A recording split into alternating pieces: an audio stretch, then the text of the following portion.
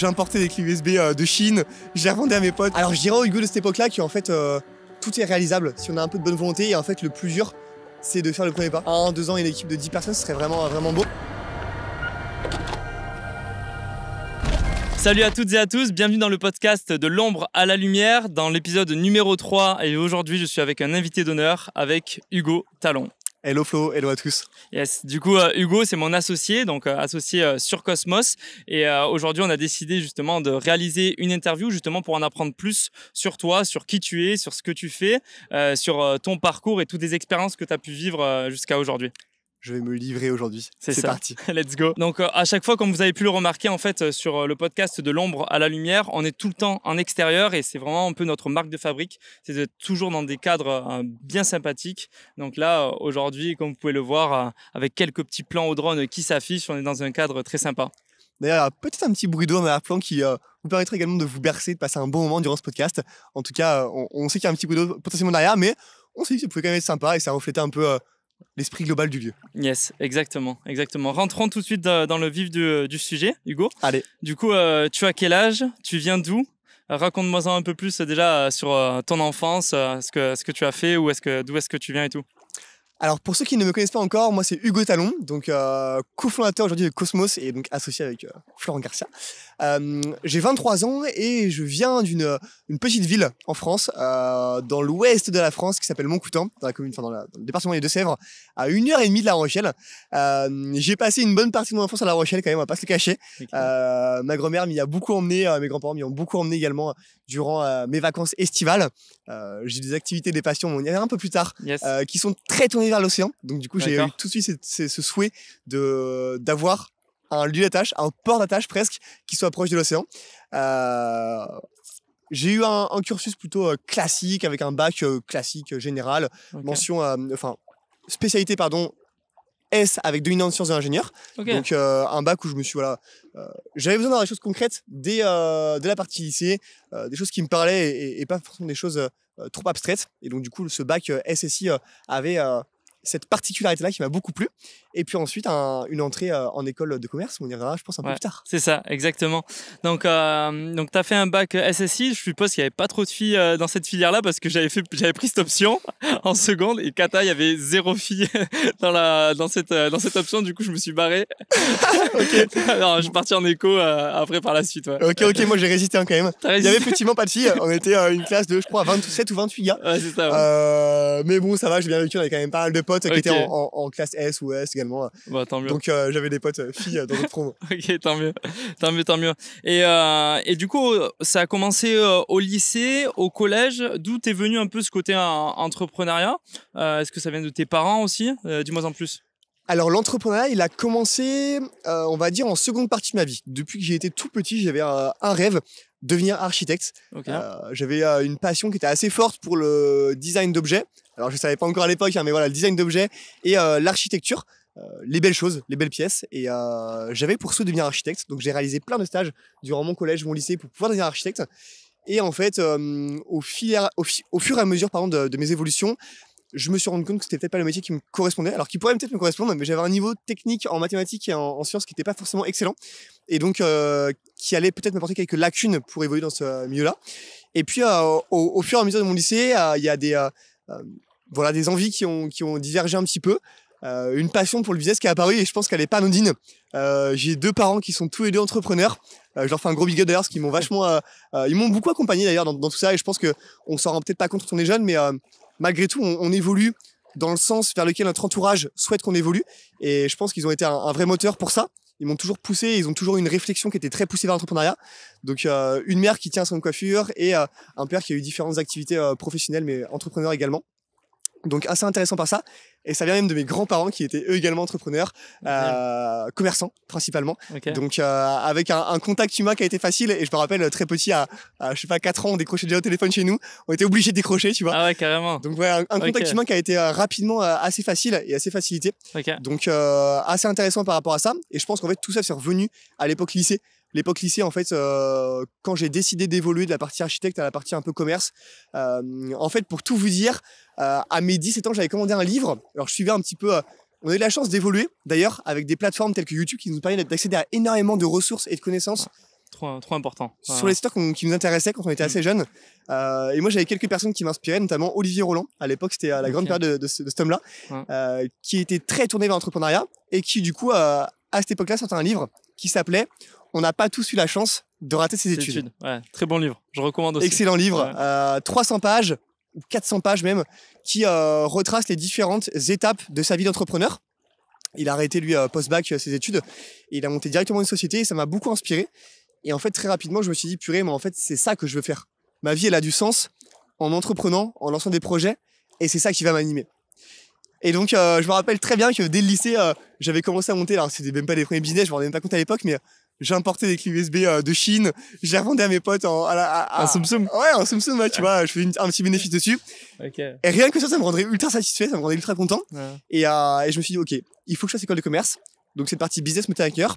Et donc j'ai postulé à quelques écoles de commerce et je suis rentré à Excelia, école de commerce à La Rochelle à l'époque, qui s'appelait d'ailleurs Sup depuis à l'époque et qui a été renommée depuis, qui a bien grandi. Et donc une école de commerce qui m'a permis d'apprendre pas mal de choses autour du business, etc. Et qui a été un super tremplin pour lancer ma première entreprise, mais on y reviendra peut-être un peu après. Ouais, c'est ça. Donc ça a été ta première germe au final dans l'entrepreneuriat, avec cette petite expérience de clé USB, avec aussi ce moteur qui sont tes parents et tes grands-parents, visiblement aussi par la même occasion. Et donc cette entrée dans la matière en école de commerce, au final, tu arrives à Excelia en quelle année ? Alors, j'arrive à Excelia en post-bac, donc ça devait être en 2018. C'était en 2018. D'accord. Je rentre à Excelia, déjà hyper heureux, parce que du coup, moi, La Rochelle, c'est un peu ma ville de cœur. C'est ça. Et donc, je pense que ça a quand même pas mal pesé dans la balance quand j'ai dû choisir une école. C'est ça. Très honnêtement. Ouais. D'avoir l'océan à côté. Ouais. D'avoir l'océan à côté, ça avait l'air important. D'avoir l'océan à côté, ça a été très très important pour moi. Un bon critère de recherche.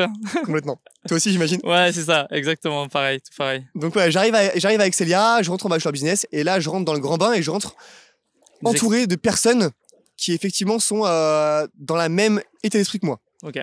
Des personnes qui commencent à entreprendre, qui ont des parents entrepreneurs et qui ont cette soif de monter des projets, qui fonctionnent ou pas d'ailleurs, mais vraiment cette envie-là de se développer. Ok, d'accord. Et du coup, je rentre d'ailleurs en première année et je rencontre des potes, Harry, qui avait monté une première société de vente de textiles de prêt-à-porter. Et je commence à bosser pour eux dans la photo et la vidéo. Et je pense que ça a été une des premières, un peu des premiers pas. Ouais, l'entrepreneuriat, ok. Mais du coup, comment t'es tombé toi dans la photo et la vidéo ? Est-ce que c'était déjà en amont au final de ces études à Excelia ou alors ça s'est fait petit à petit ? Comment t'es tombé un peu dans la marmite de la photo et la vidéo ? Alors la photo et la vidéo, je me rappelle très bien, ça a commencé je pense en 2017 grosso modo. J'ai tanné mes parents pour acheter un Mac, ils avaient jamais eu de Mac, tu vois. Et je les tannais parce que justement, alors déjà j'avais cette passion un peu du bel objet, donc déjà ça me correspondait pas mal. Et cet écosystème qui paraissait plutôt intéressant. Mes parents achètent un Mac, j'avais une petite GoPro à l'époque, une GoPro 3 je crois. Ancien. À l'ancienne, ouais, à l'ancienne. Et je faisais un peu de skate, tu vois. Donc je me fais mes 3 premiers plans en skate. Je veux bien les voir après. Ouais, la vidéo est encore sur mon YouTube en privé, je crois. Je la veux. On mettra des extraits si vous voulez. Et donc je filme mes 3 premiers plans, je rentre chez moi un soir, j'ouvre iMovie, et je me rappelle, il y avait une vidéo tuto qui devait durer 2-3 minutes qui expliquait comment monter. Alors iMovie c'est hyper simplifié, hein. Donc je comprends direct comment ça marche. Je colle mes 3 vidéos, je mets de la musique et là je me dis mais attends, mais c'est incroyable ce truc. Et donc en fait au fur et à mesure je commence à créer des vidéos au smartphone au début avec mon téléphone, tu vois, un peu de GoPro également. Et puis très vite je me dis bon bah iMovie c'est cool mais je suis un peu limité. Je passe à Final Cut et puis le téléphone devient aussi limité à un moment donné. Donc je passe à un premier appareil photo micro 4 tiers, un Olympus que je me fais offrir à mes 18 ans. Et je commence comme ça la photo en fait et la vidéo. Ok. D'accord, donc par passion. T'as commencé comme ça et du coup pour rebondir avec l'expérience que t'as faite avec Harry, donc ça a été un peu ton premier contrat. Comment ça s'est passé ?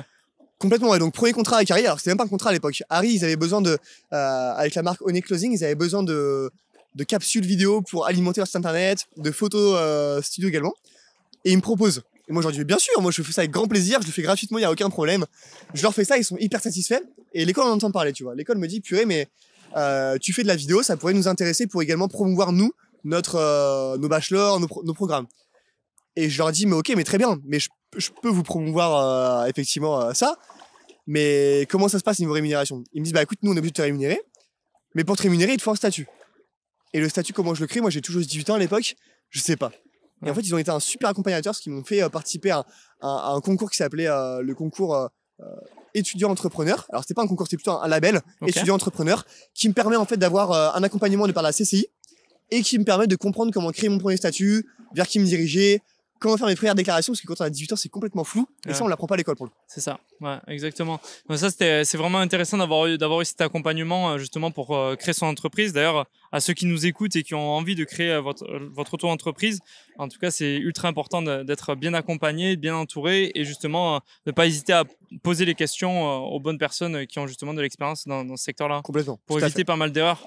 Tout à fait. On peut faire pas mal d'erreurs après par la suite. J'en ai quand même fait par la suite, mais ça évite effectivement. Ça simplifie les premières démarches. Voilà, c'est ça. Ça simplifie les premières démarches. Donc ça, c'était durant ta première année à Excelia. Ensuite, tu as eu pas mal d'expériences à l'étranger, aussi en France. Comment ça s'est passé? Dis-moi en plus. Un petit peu d'expérience à l'étranger. Honnêtement, avec un peu de recul, maintenant, j'aurais presque aimé en faire un peu plus. La plupart, ça a été 2 mois de stage à Dublin, dans l'hôtellerie pour progresser un peu en anglais. C'était assez intéressant. Et puis ensuite, je suis quand même pas mal resté en France parce que du coup j'ai développé ma société en parallèle de mes études, j'ai repris une association de l'école, j'ai monté une autre association en parallèle, j'ai fait 2 alternances durant mon parcours, donc du coup j'ai quand même eu cette obligation de pas mal rester en France de par le parcours que j'ai fait. Donc une première alternance en bachelor business 3e année dans une concession automobile, BMW et Mini à La Rochelle, H-Cormier, que d'ailleurs je salue parce qu'ils m'ont appris énormément, et puis également une seconde alternance en master 1 du coup dans une agence de communication. Donc j'ai vu la partie annonceur avec BMW et Mini et la partie également agence. Ça me tenait à cœur de pouvoir voir les deux process en tout cas, et pouvoir constater un petit peu quelles étaient les différences entre être client et être le prestataire du client.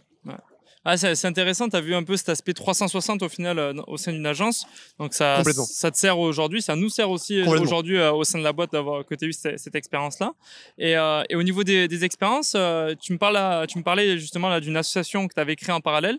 Est-ce que tu peux expliquer davantage ce point-là? Bien sûr, alors en fait quand j'étais chez BMW Mini H-Cormier en alternance, j'étais en 3e année donc, de bachelor business.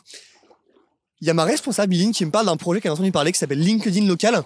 En fait, c'est une initiative qui est portée par LinkedIn Monde et qui en fait propose à qui le souhaite de créer en fait un club LinkedIn afin que les gens d'une ville puissent se rencontrer autour d'un club. Et elle me parle de ça et elle m'émet le souhait qu'elle souhaite en créer un à La Rochelle potentiellement, ou en tout cas en faire créer un à La Rochelle. Et elle me dit, je pense que tu pourrais être la personne pour le créer. Et moi, je dirais que le projet il m'intéresse parce que du coup, je pense que j'ai toujours pensé que le réseau physique était d'une force mais monumentale. Ça l'est. Ça l'est. On s'en rend compte encore aujourd'hui, mais ça l'est effectivement. Et donc, je me rapproche d'une personne avec qui j'avais déjà collaboré, Héloïse Rossignol, qui est également d'Excelia. Et on monte du coup ce club ensemble, accompagné par différents acteurs, notamment Excelia et BMW Mini à La Rochelle. Et on monte ce club. On réunit des entrepreneurs, on crée des événements qui ont pour but de rassembler des entrepreneurs de manière un peu plus, en tout cas un peu moins corporate que ce qui se fait d'habitude, avec des expériences un peu plus sympas. Et donc c'est ce qu'on a fait, et on a un club qui est aujourd'hui un peu en stand-by, parce qu'on a quand même beaucoup d'activités parallèles qui nous prennent énormément de temps, mais un club qui serait intéressant de refaire vivre en tout cas. Ok, trop bien. Donc t'as créé ce club, donc LinkedIn Local, qui t'a apporté, je pense, pas mal de réseaux aussi sur La Rochelle. Complètement. T'as terminé tes études. Qu'est-ce qui s'est passé une fois que t'as terminé tes études? Alors, études terminées. Alors, pendant les études, je développe ma micro-entreprise, du coup. Un peu comme ça, d'ailleurs. On se développe chacun de nos côtés. On travaille d'ailleurs sur quelques projets en commun. Et cette micro, elle prend de plus en plus de place. Et j'arrive, en fait, en M1, à la fin de mon M1, et je me dis, purée, moi, en fait, les projets que je fais en agence, je pourrais les faire en perso. Il y a beaucoup de choses qui sont freinées par le fait que je suis en alternance. Des projets qui me sont proposés et je peux pas poser 3 semaines pour partir à l'étranger filmer parce que forcément, je suis en alternance et j'ai pas les semaines à rallonge de vacances. Et donc je me dis, est-ce que ce serait pas le moment de faire un stop dans ces études, de faire un virage à 90 degrés et de me diriger vers l'entrepreneuriat. La question, elle se pose. Toi, tu rentres au même moment en plus de l'étranger et tu souhaitais donc ta plante en France, moi également, et on se dit, ok, est-ce qu'il serait pas intéressant d'unir nos forces, unir nos compétences pour pouvoir proposer une agence qui serait une agence qui proposerait des services en tout cas ultra complémentaires et permettrait aux sociétés de se développer. Et on se dit ok, on le fait, on prend des bureaux à La Rochelle et là on s'installe à La Rochelle donc en septembre dernier et on commence à monter cette agence qui s'appelle Cosmos aujourd'hui et qui nous permet de rayonner un peu en France et dans le monde entier. Ouais, exactement. Ça a été un beau challenge à relever en tout cas, ce côté-là où au final, toi de ton côté, tu termines tes études et direct après tu te lances. Au final, comme moi, on a un parcours assez similaire, surtout quand on vient de la même école. Complètement. Et tes parents dans tout ça, qu'est-ce qu'ils en ont pensé? Qu'est-ce qu'ils t'ont dit? Est-ce qu'ils t'ont soutenu? Est-ce qu'ils t'ont mis un peu des freins? Mes parents ils étaient incroyables dans tout ça. Ils m'ont vraiment fort soutenu. Ils m'ont même presque, alors peut-être pas poussé à le faire parce que c'est eux qui m'ont quand même poussé à faire un M1. Ils souhaitaient que je me sécurise. Voilà, c'est toujours important d'avoir une sécurité et un bagage un peu de formation, ce que je comprends. Et d'ailleurs, je les remercie pour ça aujourd'hui. Mais voilà, j'avais tellement cette soif d'entreprendre que au bout d'un moment, ça a été plus fort que moi. Je leur ai dit, ok, à la fin de l'année, j'arrête et je me lance. Ils m'ont dit, ok, tu le sens? Je leur ai dit, ouais, je le sens. On va tout faire pour que ça se passe bien, quoi. Et ils m'ont dit, ok, vas-y. On te soutiendra, on sera toujours là pour toi. Et ils l'ont été, ils le sont toujours d'ailleurs. Et donc, je les remercie pour ça. Ils ont cette ouverture qu'ils ont pu également développer de par leur expérience à eux, professionnelle et entrepreneuriale. Et donc, je pense que ça a été un vrai moteur. Ma grand-mère également m'a tout de suite dit, mais oui, vas-y, fonce, elle qui m'a presque encore plus poussé que mes parents. Donc, ça a été assez incroyable. Et aujourd'hui, mes parents, ils sont là en soutien. Ils m'apportent également leurs compétences, leurs réussites, leurs échecs pour pouvoir avancer autant plus vite et développer la société. Ouais, trop bien. Parce que justement, ce vas-y, lance-toi, fais-le. C'est juste quelques mots, mais pourtant c'est une prise de risque aussi à la fois énorme. Et il faut voir que le côté positif, c'est que même si tu vas faire des erreurs, on va faire des erreurs, mais on va tellement apprendre de tout ça et justement de par leur expérience aussi, on peut en éviter. Ouais. Complètement. De par leurs expériences, et ce qui est hyper intéressant, c'est cet échange justement de compétences, parce que nos parents ils sont nés dans une société où l'entrepreneuriat n'était pas ce qu'il est aujourd'hui. Donc c'est très intéressant également de pouvoir apporter nous notre vision, des outils qu'on utilise, qu'eux n'utilisent peut-être pas forcément déjà, et qui peuvent leur permettre de simplifier la vie, tout comme eux, ils nous apportent leur sagesse et leur expertise sur certains points. Donc c'est vraiment très intéressant de pouvoir croiser ces deux données pour créer un équilibre parfait qui nous permet de se développer au mieux, même si notre développement est toujours perfectible, on va dire. Au moins, ça permet de trouver un équilibre et une balance vraiment intéressante. Ok. En tout cas, c'est très intéressant cette partie entrepreneuriale. En parallèle de l'entrepreneuriat, de ton côté, tu as des passions. Tu as choisi La Rochelle pour être proche de l'océan. Ouais. Qu'est-ce qui se passe proche de l'océan? Il y a de la voile, on dirait, non? Il y a de la voile proche de l'océan. Il y a la mer déjà qui permet de faire de la voile. Ouais. Et je pense que d'ailleurs, j'en ai pas encore parlé, mais la voile, ça a été une des choses qui a drivé une grande partie de ma vie. Parce que très rapidement, donc ouais, je suis arrivé dedans à 13-14 ans, voilà, quand je passais mes étés à La Rochelle avec ma grand-mère. Elle m'a inscrit donc à un club de voile en me disant, bon, les petits enfants ils passent quand même 2 mois l'été avec moi, c'est bien marrant, mais les supporter, se les coltiner tout l'été, c'est un peu long quand même. Je rigole, hein, mais grosso modo, elle s'est dit bon là, faut les occuper et je veux leur faire découvrir la voile. Donc elle nous inscrit à un club de voile à La Rochelle, le VR. Je fais mon premier stage. Je me rappelle très bien, je fais mon premier stage et j'accroche direct. Je fais 2 matinées sur un catamaran, j'accroche mais direct. Je remonte le midi, je dis à ma grand-mère, mais le matin, c'est pas assez. Je vais faire matin et après-midi. Donc, elle m'inscrit même au cours du matin, plus c'est de l'après-midi. Donc, je passe une semaine à me taper 7 heures de voile par jour. Et là, je me dis, OK, ça s'est coûteux quand même comme loisir. Donc, je me dis, il va falloir trouver une solution pour pouvoir passer mon été sur l'eau sans trop payer, tu vois. Ouais. Et j'apprends en fait qu'on peut devenir assistant moniteur de voile, donc aide moniteur de voile, passer son été sur les Zodiacs, à aider les moniteurs à faire des cours. Ça a été ton premier taf au final? Ouais, complètement. Alors, non rémunéré, mais du coup la compensation c'est qu'à 16 ans ils m'ont offert mon permis bateau et j'ai eu également une réduction sur le fait de passer ma formation ensuite qui est un peu comme un BAFA. Donc je fais ça pendant 3 saisons, je m'occupe des points plages, des locations, etc. Je passe mon monitorat et là ça a été un vrai tremplin également parce qu'on a tout juste 18 ans et moi j'avais plus de mal à encadrer les jeunes enfants, j'avais tout de suite très envie de rentrer dans le cœur du sujet et donc j'ai très vite eu pour ça d'accompagner des adultes. Donc j'ai accompagné des personnes qui avaient entre 30 et 60 ans. Donc pas toujours évident de se faire respecter ou en tout cas de poser le fait qu'on soit plus expérimenté sur certains points qu'eux, même si eux vont également nous apprendre, on a à leur apprendre et c'est quand même nous qui gérons le cours. On a 18 ans, c'est nous qui prenons la responsabilité d'envoyer 12 personnes sur l'eau. Si on le sent pas, on le fait pas. Ouais. Et c'est pas eux qui nous poussent de nous dire si on y va, c'est ok. Non, si on le sent pas, on le fait pas. S'il y a un problème sur l'eau, on est responsable d'eux. Donc à 18 ans, c'est assez important de pouvoir réussir à échanger de manière presque un petit peu autoritaire avec eux et de pouvoir en tout cas les driver et leur faire apprendre ces compétences et de partager ce super loisir qui nous tient à cœur. Donc la voile, je me suis rapproché ensuite de La Rochelle et la voile c'est quelque chose qu'aujourd'hui je pratique plus sous format de monitorat, plus sous format de voile légère. J'ai un peu évolué, j'ai un peu vieilli on va dire. Je pratique sous format plutôt de voile habitable, donc des croisières et c'est plutôt un moment d'évasion pour moi aujourd'hui. Ok, trop cool. C'est une belle passion. Et justement, cette passion t'a amené à avoir des responsabilités assez tôt. Complètement. Et au final, à avoir des responsabilités assez tôt, est-ce que ça t'a amené aussi à avoir une maturité beaucoup plus précoce, on va dire. Ouais, je pense, ouais, dans un sens, ça permet d'avoir une maturité un peu plus précoce, effectivement, de s'adresser à des personnes qui ont 20, 30, 40 ans de plus que nous. Parce qu'effectivement, on peut avoir une forme d'autorité qui, par notre âge, peut être un peu mise à mal par ces adultes-là. Mais ça nous s'est imposé quand même, malgré tout. Et surtout, en fait, j'ai navigué avec des personnes qui étaient beaucoup plus âgées que moi. Et donc, effectivement, on parle pas on parle moins de soirées avec eux, on parle moins de choses de la vie un peu plus classique que parler à un étudiant, un jeune. Futile, ouais. Voilà, tout à fait.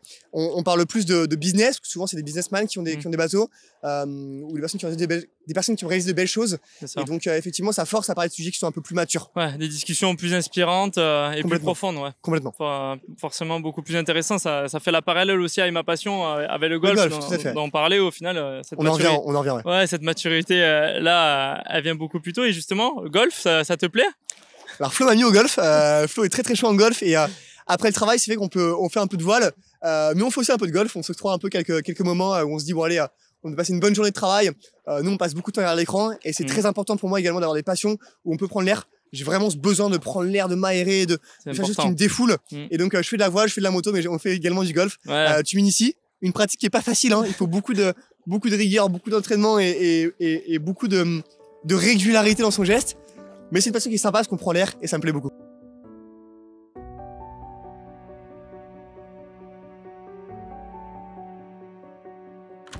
Au début du podcast, tu me disais justement que ton premier business, c'était de vendre des clés USB dans la cour de récréation à tes potes. Qu'est-ce que tu dirais au Hugo de cette époque-là? Alors, je dirais au Hugo de cette époque-là qu'en fait, tout est réalisable si on a un peu de bonne volonté. Et en fait, le plus dur, c'est de faire le premier pas. Donc, de commander des clés USB en Chine, d'ouvrir une société. Le plus dur, c'est vraiment de faire ce premier pas. Et quand il est fait, derrière, ça déroule. Il peut y avoir des zones d'ombre qui nous effraient, auxquelles on peut émettre un petit peu de doute. Mais en fait, dès qu'on met ce premier pas en entrepreneuriat, le reste suit, parce qu'en fait, on se fait entourer obligatoirement de personnes qui sont compétentes dans un domaine dans lequel on maîtrise pas, tout simplement. Et du coup, on arrive au fur et à mesure à régler petit pas par petit pas l'ensemble des contraintes ou des freins qui s'opposent à nous. Et ensuite, ça déroule. Et je pense que la vie d'entrepreneur, c'est pas juste mettre le premier pas. Le premier, c'est le plus dur à mettre. Mais ensuite, c'est toute la vie.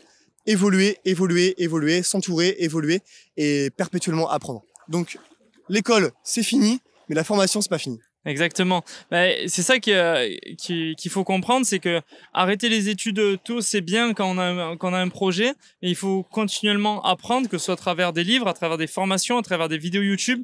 On a tellement de moyens aujourd'hui pour apprendre sur des domaines totalement différents que c'est tellement important de pouvoir s'instruire de cette manière. Tout à fait. Vas-y, tu veux dire quelque chose? Vas-y. Ok. Moi, ce que je voulais dire en tout cas par rapport à ce que tu étais en train de dire, les ondes d'ombre justement, quand on se lance dans l'entrepreneuriat, je pense que ça peut être un très bon sujet de podcast, dans le sens que les personnes qui veulent se lancer dans l'entrepreneuriat, ils se disent, il y a des ondes d'ombre, lesquelles elles sont.